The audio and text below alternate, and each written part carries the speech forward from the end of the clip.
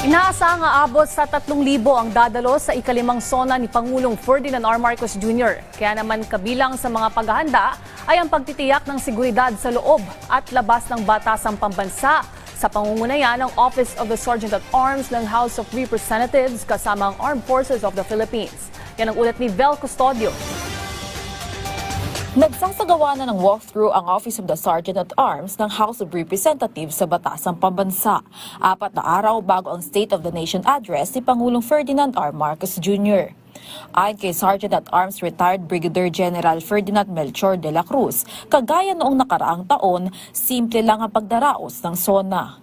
Kasi from what I learned, last year mga previous years, kasama yata yung mga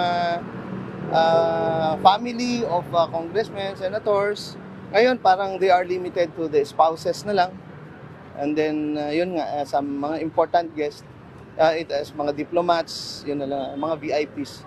Pero wala na yung mga masyadong magarbong preparations. Very simple, pero the grandeur is still there. The dignity of the SONA is still maintained.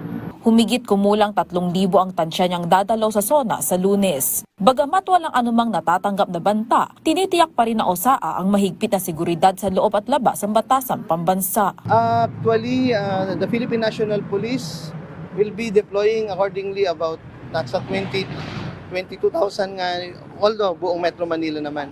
And then the MMDA, who are in charge sa traffic flow, I think they will be deploying about 1,451 of their key personnel. And meron din silang command center, command vehicle that will be set up dito sa Commonwealth. Nakaantabay din ng Armed Forces of the Philippines depende sa level ng banta. Handa rin ang mga otoridad sa anumang sakuna, kagaya ng malakas na ulan, lindol at sunog. Kasama rin sa pinagplanuhan ng OSAA ay ang pagpasok at pag-alis ng Pangulo, depende sa magiging panahon sa Lunes.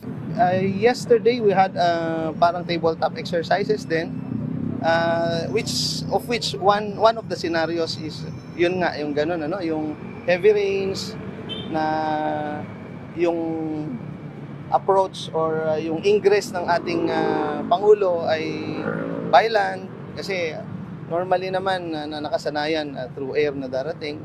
So we are prepared also. The MMDA is prepared. The Philippine National Police is prepared also for those eventualities. Magsasagawa ng final walkthrough ang OSAA sa Biyernes at Sabado.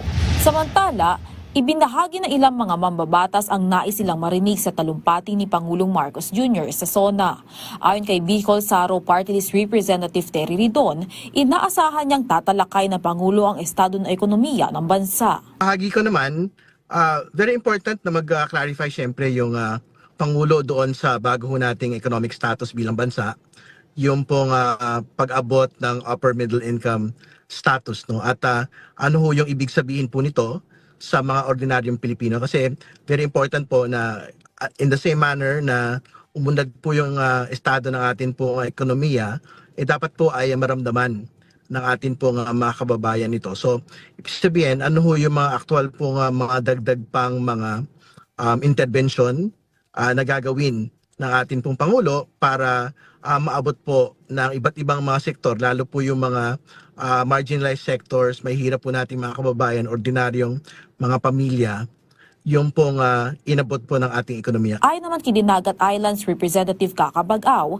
nais niyang ilatag ng Pangulo ang mga priority bills na magsisilbing gabay sa mga isasagawang programa ng gobyerno para sa mga Pilipino. At dahil ina-address na rin naman ang mga mababatas at mga priority policies, isa sa laging inaasahan sa SONA talaga ay magkaroon ng malinaw na paglatag ng priority ng mga batas na magiging guide sa mga programa sa buong bansa. Sa ngayon, 26 na LEDAC priority bills na ang naipasa ng Kamara sa third and final reading. Vel Custodio para sa Bayan.